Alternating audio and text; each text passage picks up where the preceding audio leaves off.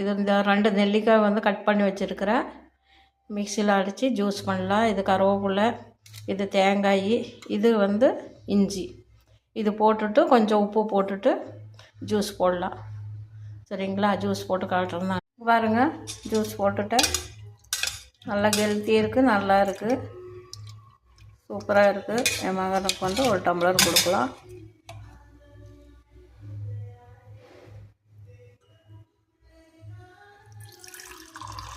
தேங்காயெல்லாம் போட்டிருக்கிறேன். நல்லா ஹெல்த்தி தான், நல்லா இருக்குது.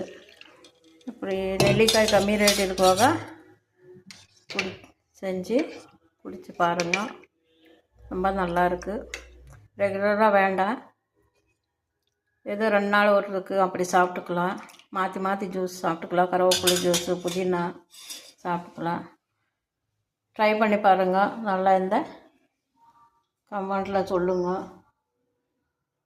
தேங்க்யூ.